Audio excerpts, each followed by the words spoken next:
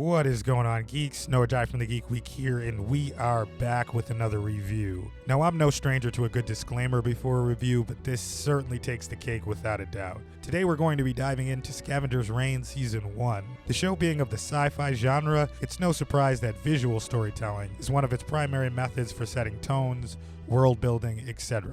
But I promise you, once you see the breathtaking hand-drawn artwork and just how much detail went into it, you'll understand exactly what I mean when I say that there is no review, and I mean no review, I could write that would truly do this show justice. It's something you're truly going to have to witness for yourself firsthand. That being said, I'll certainly try my best. Aside from being breathtaking visually, Scavengers Reign is not short on incredibly compelling dialogue and a cast of well-written, relatable characters. The series was created by Joseph Bennett and Charles Huebner, and believe it or not, it's based on a short film of theirs from 2016. I plan on watching that as well, and if it's anything like this show, I'm sure I'll be in for a treat. Now that the formalities are out of the way, it's time for the moment we've all been waiting for. Let's dive in to Scavengers Reign Season 1.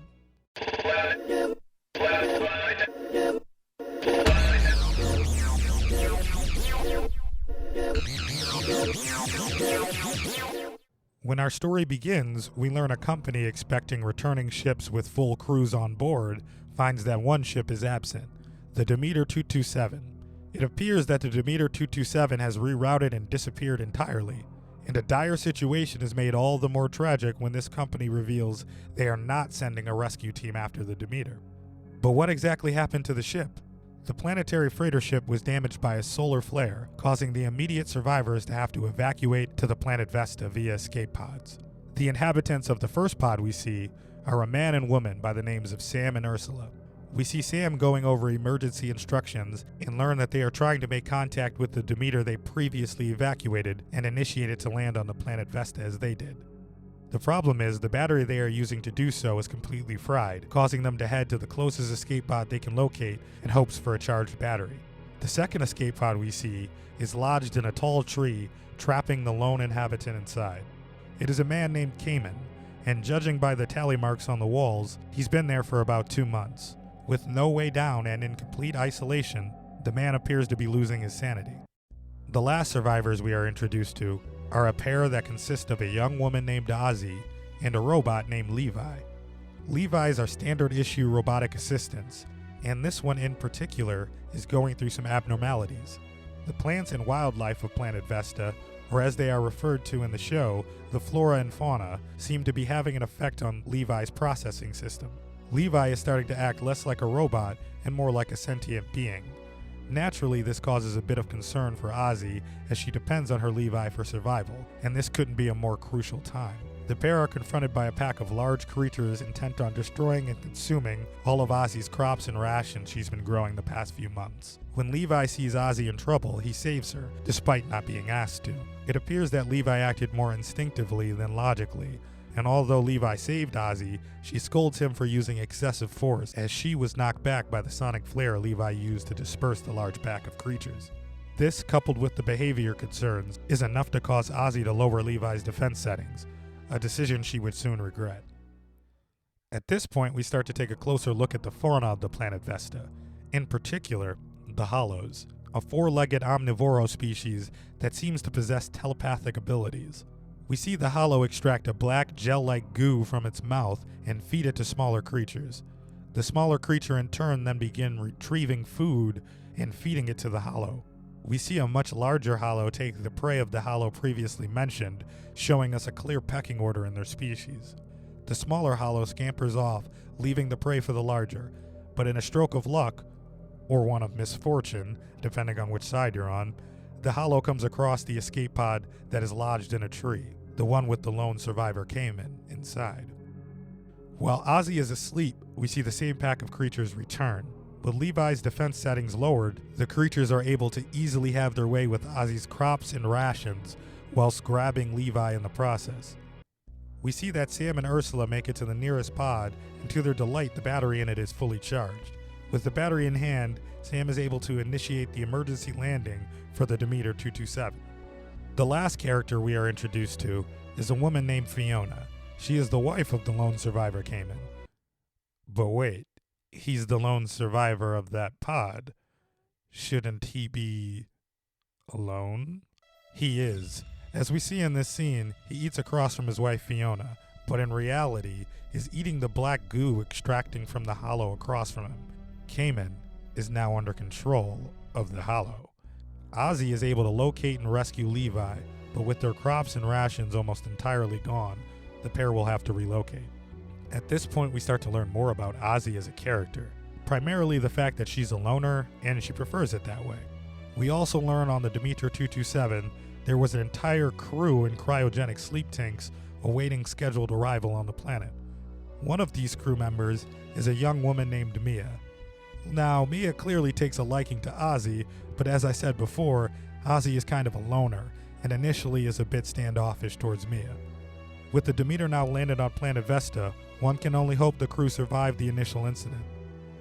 All the while, the flora of the planet Vesta is becoming more and more entwined with Levi's mechanics, causing Levi to become more and more sentient as the days go on.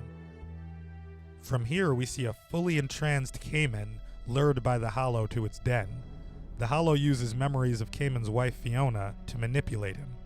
The tonal shifts in these memories of Cayman and his wife cutting to reality and him being fed the goo got me like every single time. I mean, they were so well done. Just wanted to throw that out there. It's around this point that we as viewers learn that Ursula is an absolute badass, like absolute badass. We see Ursula and Sam are attacked by what I'm just going to describe as a giant monster crab bug. Yeah, I told you words can only do so much here. You really need to go watch it. But yeah, a giant monster crab bug attacks them and nearly kills Sam. Luckily, Ursula is able to gather her wits after a sonic blast from the creature and slay it. The memories the Hollow is using to control Cayman are becoming more detailed, and we begin to learn more about his character. He is a very isolated person despite being married to Fiona, always putting his work at the forefront of the relationship. We see this demonstrated in a memory of Cayman and his wife in an argument on what was supposed to be a romantic getaway to a cabin. It is a memory Cayman clearly regrets and causes him a great deal of pain, tightening the hold the Hollow has on him. Now, as I've been stating, the planet's flora is having a peculiar effect on Levi. We see now that Levi has planted an entire garden of crops, but not for any logical purpose, rather instinctively because Levi thought they looked nice. When confronted by Ozzy about these behavior changes, Levi states that it can't explain the changes that are happening, but it does not believe them to be bad. Ozzy, though, is not as convinced as Levi on the matter.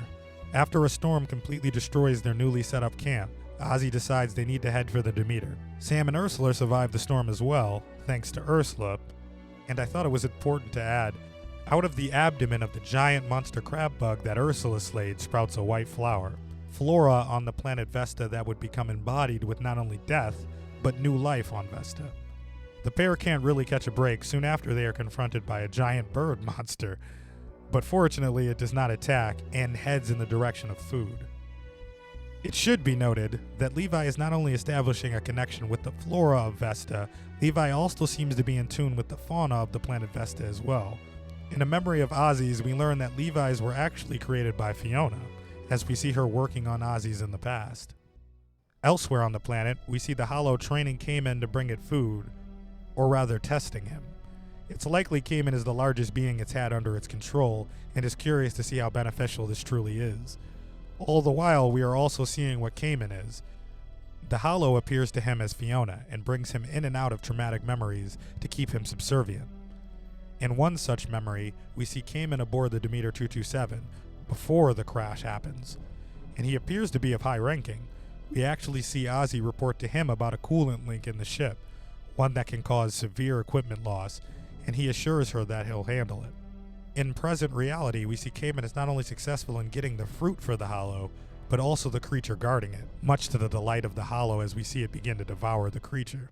Meanwhile, whilst traversing through a thicket of flora, Ursula notices something fascinating, and she goes to observe it, leaving Sam alone in the process. Now, the fascinating event Ursula observes is a prime example of a scene my descriptive words will not do justice, so I really implore you to just go watch it. But here goes nothing. Within the thicket, Ursula observes a unique flora, one that resembles a lotus flower of sorts. The flora appears to begin a ritual that we can only assume is a natural part of its life cycle, during which it opens up and unearths a small frog-like fauna that in turn starts spreading the glowing pollen from the flora in the air, and it is absolutely as mesmerizing as it sounds. Like, it's incredible.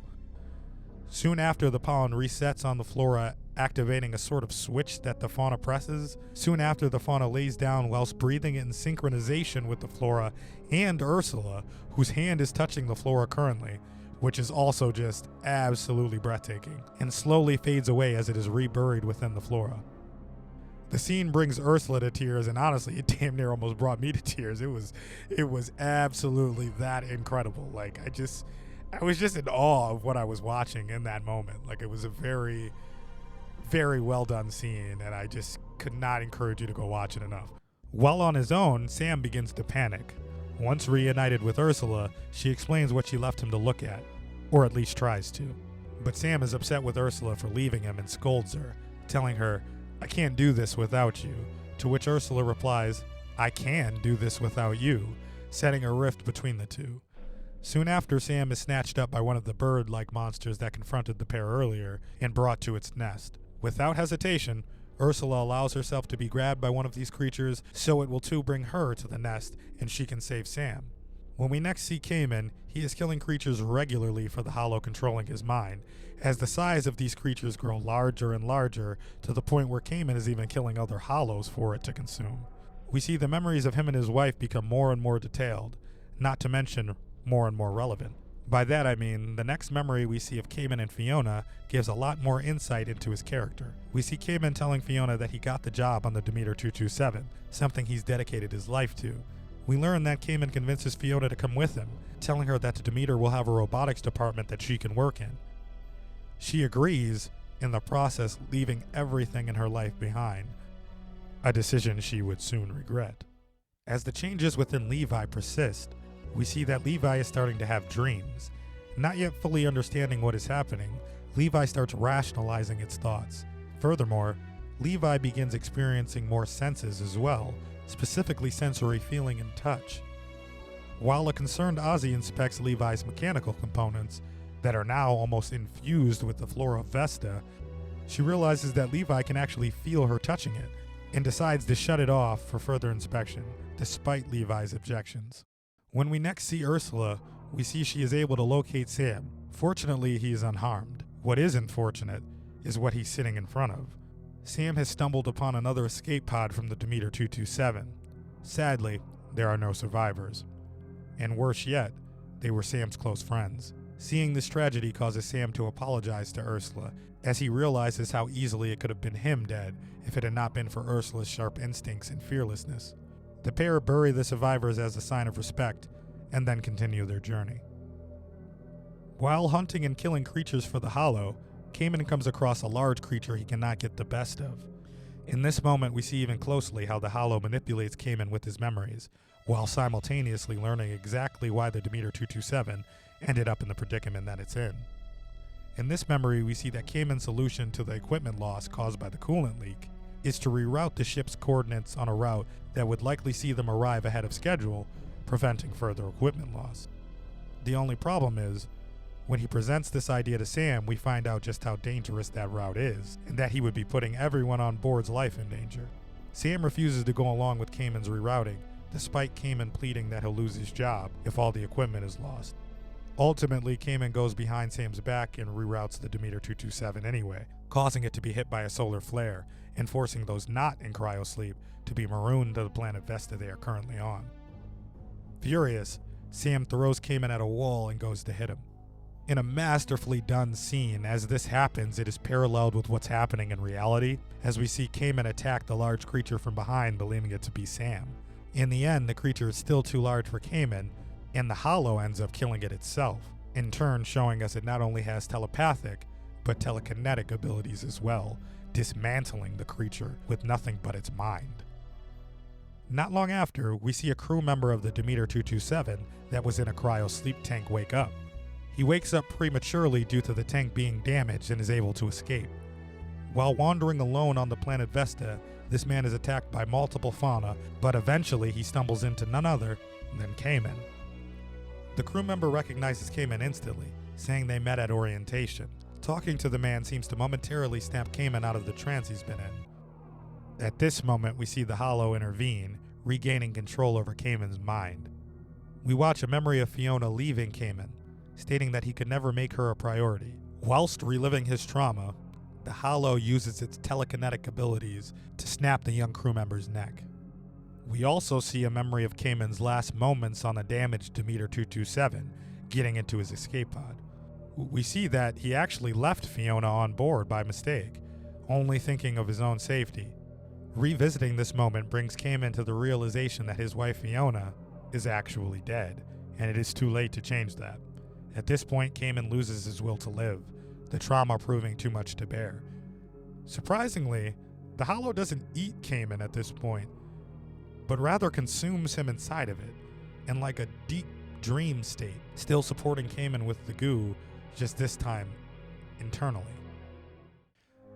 While Ursula and Sam travel through a cave, Sam is bit by an embryo-like fauna, but does not mention it to Ursula.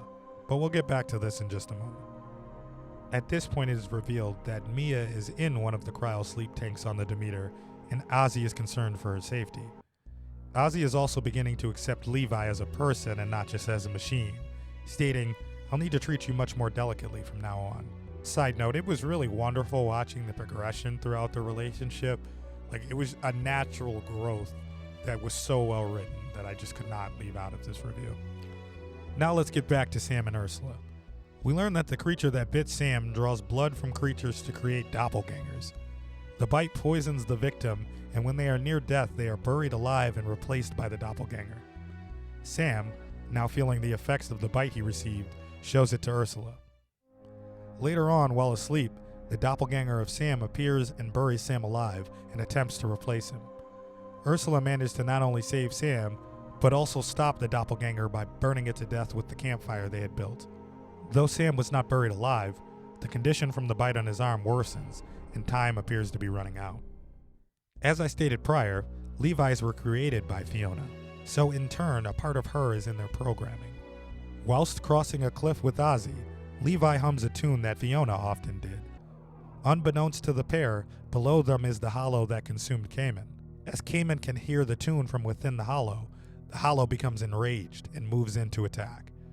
Okay, so one thing I haven't mentioned yet is that this particular Hollow, as it's been getting more and more food, and the food has been growing larger and larger, the Hollow has been growing larger and larger, and at this point is just freaking massive, absolutely massive.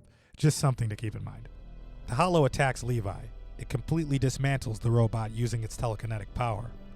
Ozzy attacks the Hollow and is actually able to wound it, cutting a hole in the side of the Hollow, revealing Cayman inside, seemingly still alive. The Hollow spares Ozzy, then it retreats as Ozzy heads towards the scattered remains of her friend. At this point, we see Ozzy is now truly all alone, and it terrifies her. In an emotional scene, she grieves over the loss of Levi and sends a distress signal to anyone nearby. Luckily, it is received by a crew, and they head her way. As Sam's condition worsens, the pair stumble upon a giant wooden tombstone. Sam thinks it's fitting and resigns himself for death. Just as hope is lost, they are confronted by a woman who offers them aid. She says no words, but she leads them back to their home and begins to treat Sam's bite. In the distance, Ozzy spots the ship that received her distress call and heads toward it. The ship consists of 3 passengers, a woman named Chris, a man named Terrence, and a boy named Barry.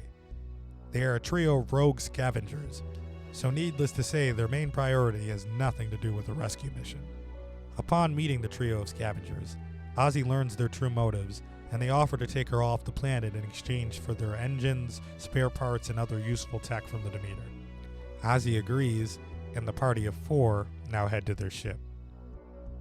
We see the treatment the Silent Woman administers to Sam is really helping. Things are starting to look up, until in a moment when Ursula is not present, we see the Silent Woman poke a hole in Sam's chest and insert what looks like a seed. It was just too good to be true, wasn't it? Oh, and did I mention she regurgitated that seed? Yes, that happened. Anywho, when Sam wakes up, he is practically fully healed, and when he looks for the silent lady, he finds her in the back of the house in the grasp of a giant tentacle creature. Assuming the silent woman is in danger, Sam rushes to help her, but soon realizes she is under the control of the tentacle monster, as they both attack Sam. The monster reaches to grab Sam, then stops suddenly when it notices the hole in Sam's chest. During the moment of hesitation, Sam is able to escape and wake Ursula up, who is in another room sleeping. But not before Ursula looks in the back herself and sees the silent woman possessed by the giant monster behind her. When Ozzy and the trio return to their ship, they see it has been completely destroyed, and Ozzy knows what did it, recognizing the Hollow's footprints. Now that their ship is destroyed, Chris asks Ozzy if the shuttle is intact on the Demeter, to which Ozzy replies, "It should be." Their new plan, much like the old one, will consist of Chris piloting Ozzy off of Vesta in exchange for cargo and now a ship. Except this time, Ozzy insists that they wake up the survivors on board and take them with. We start to learn more about the trio as characters. In a flashback, we see Terrence giving Barry an audio recorder on his birthday, really showing how much he cares about him. Terrence was a big brother and a close friend for Barry, likely the only bit of normalcy he has in his life. Chris is very cold and unaffectionate, only focused on the task at hand and who can be an asset to said task. She's tough, but she's usually right, as Terrence puts it. We see this demonstrated when she takes Barry's audio recorder away when he hurts himself using it to record a Flora, though Terrence later gets it back for him. Sam has been acting strangely ever since the encounter with the silent lady, and now he's scratching his chest profusely. Sam seemingly has more energy than ever before, and Ursula becomes concerned. While Ursula is sleeping, Sam begins gathering mud and forming an almost shrine-like den. Whilst doing so, he regurgitates a seed, much like the silent woman before. When Ursula wakes up, she confronts Sam about his behavior, to which he initially ignores. When Ursula sees the interior of the den Sam has built, she notices it looks eerily similar to the scene that she witnessed with the silent woman. Ursula confronts Sam again, this time pointing out a giant scar on Sam's chest that neither of them had noticed before. When Sam opens it up, they can both see a small tentacle monster attached to Sam's heart. Ursula initially attempts to remove the creature, but surmises very quickly that this is a parasite, and it is likely the only thing keeping Sam alive. Thus, their only hope is to make it back to the Demeter and hope that the medical equipment on board is enough to help with Sam's problem. Chris catches Barry fooling around with his audio recorder again, and this time she takes it and throws it deep into the forest. Terrence goes to retrieve it, despite Chris telling him not to. Sadly, as soon as Terrence grabs the audio recorder, he is ensnared within a giant vine-like flora, completely contorting his body into pieces. It's honestly one of the saddest scenes throughout the show, I feel, too, just because of the genuine nature that they set up, and it was done very well in a very short amount of time, too. But the genuine nature between Terrence and Barry's relationship. While dying in pain, Chris mercy kills Terrence to spare him. It's an incredibly moving scene that I just implore everybody to go watch for themselves. Afterwards, feeling awful about what she's seen, Ozzy gathered the audio recorder that Terrence went to grab and gave it to Barry. But to her surprise, and to mine as well, Barry throws it to the ground and smashes it to pieces. Such a great scene, such a great scene. We are introduced to the husband of the silent woman who treated the bite on Sam's arm. In a flashback, we see he is experiencing some of the symptoms Sam is currently. We also watch him build a mud shrine much like the shrine Sam did. We watch one night, as he and his wife are asleep, the man wakes up and regurgitates a seed, then puts it in his wife's mouth. Soon after, we see the silent woman go to the back of the house to find her husband under the control of the same large tentacle monster we saw previously controlling her. We watch as she is forced to kill this monster and what is left of her husband. From there, we learn that the giant wooden tombstone actually belonged to him, as we see her bury him, all the while scratching her chest profusely. While crossing a body of water, Ursula and Sam fall in, and Ursula is bit on the leg by a creature underwater. Sam is able to kill the creature and get Ursula to dry land, but she is badly injured. Once Sam gets an unconscious Ursula to dry land, he attempts to administer CPR. Unfortunately, instead, Sam begins to regurgitate a seed and goes to put it in Ursula's mouth. Ursula wakes up at the last second, and I do mean last second, and sees Sam holding the seed before he tosses it away in shame. "What were you going to do to me, Sam?" Ashamed of his actions, Sam can only apologize. Wow, this was like another scene that just absolutely shook me. Like, absolutely shook me. And not because I was surprised, right? They built up and foreshadowed what was going to happen very well. But the reason scenes like this move you as much as they do is because of the great work they've been doing with these character relationships. Like, you feel like a part of that relationship that's been budding between Sam and Ursula. And it's like, wow, man, I really just don't want it to end like this. This is awful. And it was so well done, so moving, such a good scene. In a shocking turn of events, we see the flora and fauna of Vesta gathering and assembling what looks like Levi's scattered parts. In a flashback, we see Ozzy and Mia sharing an intimate last night together before Mia enters the cryo sleep tank.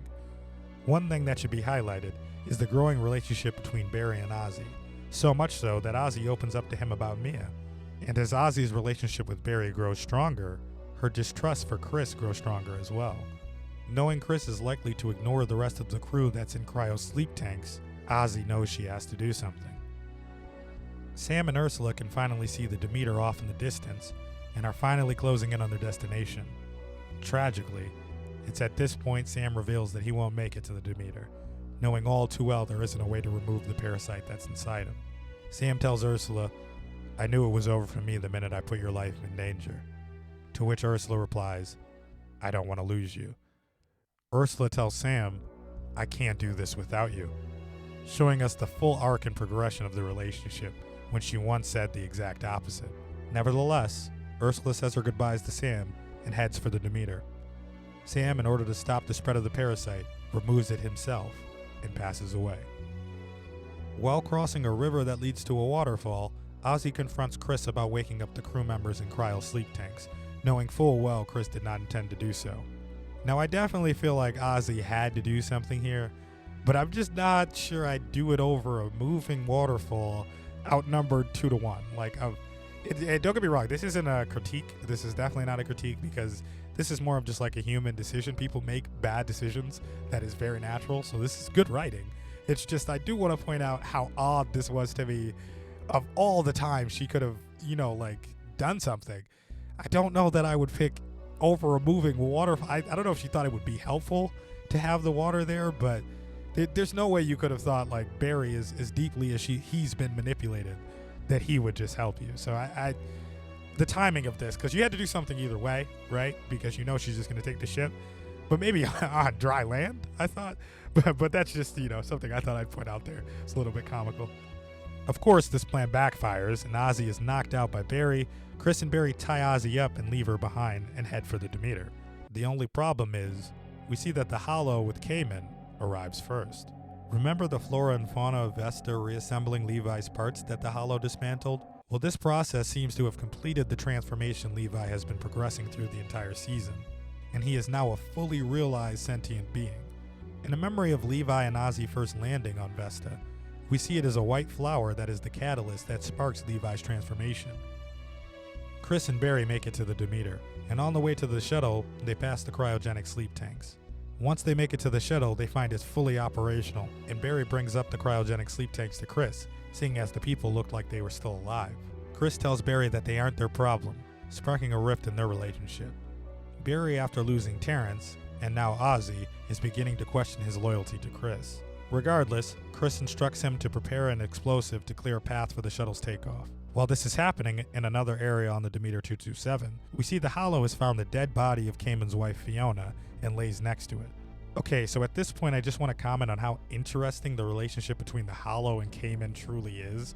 It was so much more than just like a tool for food, and it's very compelling to watch how they react to one another. Suddenly, the explosion Barry sets off goes off, destroying Fiona's body and enraging the Hollow, and it moves to retaliate. With the path now cleared, Chris and Barry head for what they initially came for, the cargo on the Demeter 227. On her way to the Demeter, Ursula runs into a newly awakened Levi. When Ursula asks if he's a Levi, Levi replies, "I used to be," and that he was born on planet Vesta. Not sure what she is talking to, Ursula asks to take a closer look at Levi's processor, to which Levi refuses. When asked if he minds, he states, "I do. Your time is short." With that, Ursula moves on and continues heading toward the Demeter. Not long after, she runs into a tied-up Ozzy. After she sets her free, the two exchange their stories on Vesta over the past few months and head towards the Demeter together, leaving behind only the bloody ropes that restrained Ozzy. This rope is later picked up by the fauna of planet Vesta and brought directly to Levi. Chris and Barry make their way to the cargo bay and find everything they were looking for and then some. Unfortunately for them, the Hollow is in the cargo bay as well. The Hollow attempts to kill Barry much like it did the survivor from the cryo sleep tank, but Chris saves him. They escape the Hollow and Chris decides leaving the planet is more important than the cargo they initially came for. Ozzy and Ursula arrive at the Demeter and see that most of the crew that was in cryosleep is still alive. They locate Barry and Chris attempting to leave, and Ozzy heads to stop them while Ursula begins the process of waking up the members in cryosleep. When Ozzy gets to Chris and Barry, she tells them that the crew is alive, but Chris does not care. All that matters is her and Barry escaping. Barry, on the other hand, upon hearing that the crew that was in cryosleep is still alive, decides that helping is the right thing to do. A fight between Chris and Ozzy ensues, all the while the Hollow made its way to the cryosleep tanks itself, cutting off their power supply. With Ursula and the cryosleep tanks in immediate danger, Ozzy heads back to help, leaving Chris and Barry at the shuttle. Barry follows Ozzy to help not long after, telling Chris that Ozzy is his friend, just like Terrence was. Ozzy is able to save Ursula from the Hollow. She offers to keep it busy while Ursula goes and wakes up the crew that was in cryosleep manually. Now that the power has been cut, members of the crew that are in cryosleep are in danger of not waking up ever again. And to the surprise of absolutely no one, Chris takes the shuttle and abandons everyone, even Barry, as she escapes Vesta in the Demeter 227 shuttle. Though this was pretty heavily foreshadowed, I couldn't help but feel bad for Barry in this moment. It was so sad to hear him yell, "I trusted you," and watching him cry as she pulls off. It's gut-wrenching, absolutely gut-wrenching. While fending off the Hollow, Ozzy is pinned down by the large creature as it tries to feed her the same black goo it fed Cayman. Luckily, Ozzy is saved by a newly awakened Levi as Levi faces off with the Hollow. The Hollow tries to control Levi as well by feeding Levi the black goo, but instead, in an incredible montage, we are shown what I can only assume is the evolution of planet Vesta itself. The beautiful revelation is enough to revert the Hollow back to its original state we see in the beginning of the season, thus exposing Cayman, who was still alive inside it. The experience seems to have left Cayman in a state of shock, and he is mute. The Hollow, however, is not dead, just much less of a threat, and runs back into the forest. Just when you think the show is getting happier, it gets infinitely sadder. When we return to Ursula, we find that she's woken up as many crew members as she could manually, but unfortunately most have died. In a stroke of good fortune, one of the survivors is Mia, much to the delight of Ozzy. Now sadly, that's as close as this story will be getting to a happy ending, seeing as Chris did make it off the planet with their shuttle. We do see Chris sometime later, on the verge of death mind you, as she had no food or water upon the Demeter shuttle she stole. She is discovered by what appears to be a cult of some sort, but that's all we know for now. Some time passes and the passengers of the Demeter 227 adjust to their new lives. We see Ursula continuing to learn more and more about the flora and fauna of Vesta with the help of Cayman, all the while recording it in her journal. Just as you thought the evolution of Levi was done, we see Levi actually producing offspring. Offspring with who, you might ask? None other than the white flower, the reoccurring flora throughout the show. It should probably also be mentioned that one of Levi's offspring is actually on the Demeter shuttle with Chris in this cult. Don't know where that's going, but it is there. And that, my friends, is where our story halts for the time being. Wow. All I can say is wow. This season was incredible, this show was incredible, and I cannot recommend it enough. Let's start with the obvious. Visually, Scavengers' reign is something to behold. The beautiful hand-drawn artwork is absolutely breathtaking. Now, I know I've raved about the animation several times now so far, but honestly, it is truly that special. But breathtaking artwork is only the beginning. The first thing I'd like to highlight is actually the world building. Now, world building is tough, even when building off places that exist in real life. Just because it exists doesn't mean the variation presented will feel authentic and natural. So if that is difficult, you can only imagine doing it with an entirely fictional planet with fictional plants and fictional animals. It's an incredibly detail-oriented discipline that takes a level of attention most writers don't have. I'm serious.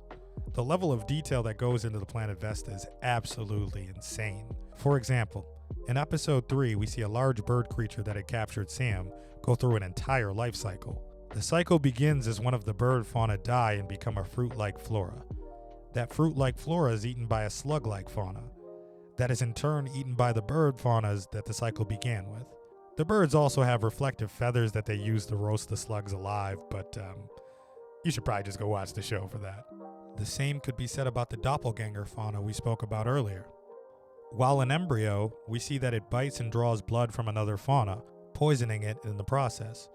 The blood is used within the embryo to create a doppelganger of the fauna.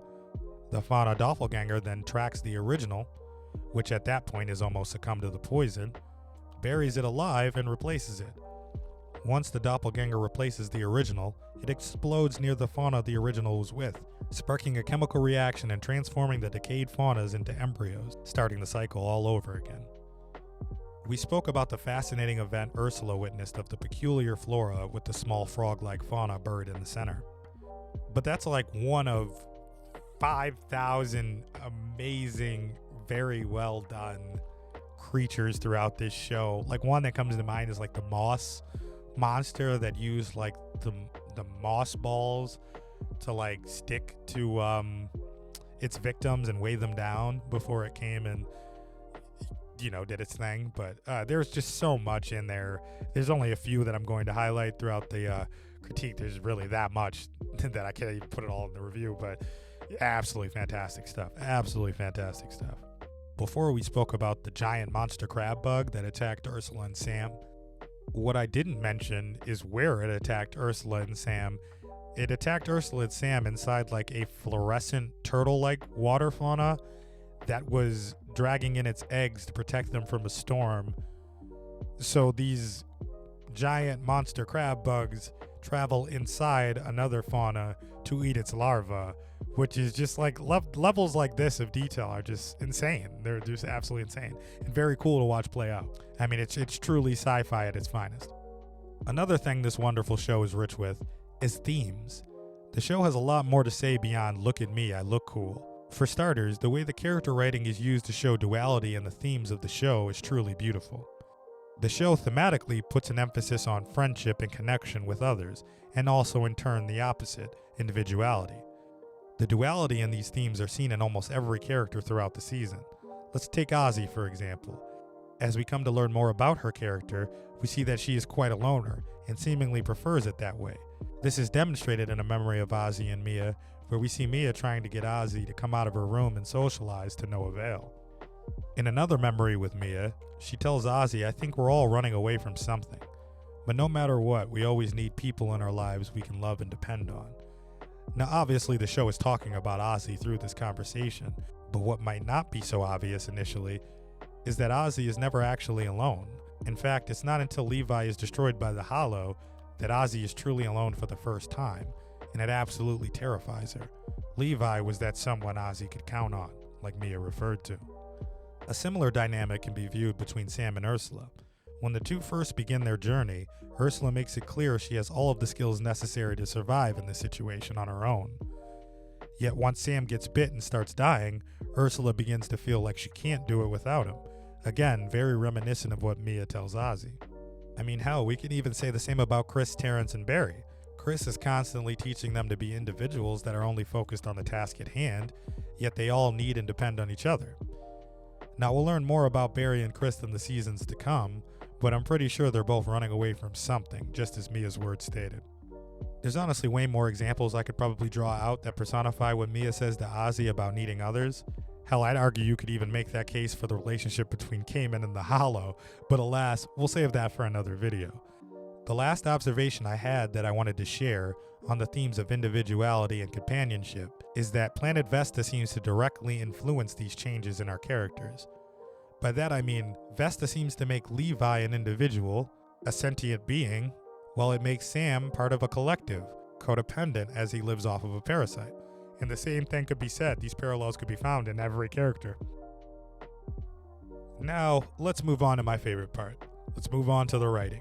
Clearly the plot was incredibly compelling, as you would expect a sci-fi story would be, but in particular, the character writing takes an already amazing story to an entirely new level.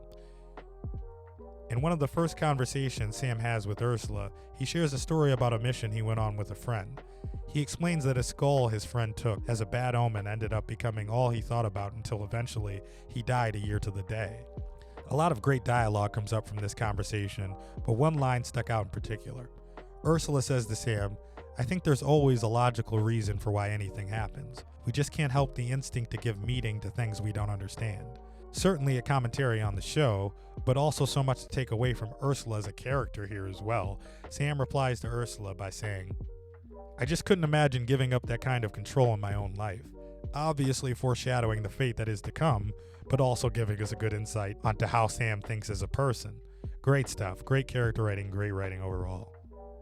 And I could honestly go on forever about the character writing, but the review would be 5 hours. One more example that I'll bring up are Ozzy's conversations with Terrence, and subsequently Barry after Terrence passes. They humanize not only the three of them, but Chris as well. She may be tough, but she's usually right. Terrence also explains how Chris saved his life. We also have the scene where Chris makes Barry kill that flying fauna that he mistakenly angered. It may be a harsh lesson, but it's certainly one you wouldn't teach if you didn't care about the student you were teaching it to. Absolutely great character writing. There's so much more to Chris that we're going to get in these seasons to come too. Now, it's only season 1, so there isn't a complete story to work with at the moment, but that being said, I typically have a lot more critiques than I do right now. But here goes nothing. The first thing that stuck out to me as a bit odd was that the Hollow never really used its telekinetic powers on Ozzy, despite being critically wounded by her, and it only uses its powers to slam her to the ground. It seemingly had no issue ripping the heads off everyone else. It's a minor case of plot armor, not that big of a deal, but I think I just argue why even have her in that position with the Hollow, because her exposing Cayman within the Hollow doesn't end up being that big of a plot point, so I'm not sure why I even have that scene, because I think to me, it just kind of shows this character can't die here, right? Because it should have killed her, I think, in that moment. I think instead of using its telekinetic powers to kill her while she's going down the rope, it turns around and like manually cuts the rope, which is kind of funny. Honestly, it was kind of comical, but it was just like, well, what is happening? Why would it just, use its mind to do that? It's a small nitpick, but I figured I had to, because I was really confused by that. But yeah, that's about it. That is literally it. I don't have anything else to critique at the moment, guys. It was really, really, really, really, really good. Really good. Really, really good. Guys, I really can't begin to recommend this show enough. I just hope and pray with all my heart it's able to continue with the season 2, because this show certainly deserves it. One last acknowledgement should definitely go out to the sound of Scavengers Reign, from the voice acting, which was absolutely fantastic, down to the score, which was just creepy and somber and terrific, just absolutely phenomenal. I can't wait to rejoin the awakened crew of the Demeter 227 in season 2 and see what's on the horizon, guys. I mean, it's absolutely that good. I mean, if you're a sci-fi enthusiast, this is a must watch. But if you're just a fan of good writing and good animation, this is definitely the show for you. Season 1 of Scavengers Reign gets a 9.7 out of 10.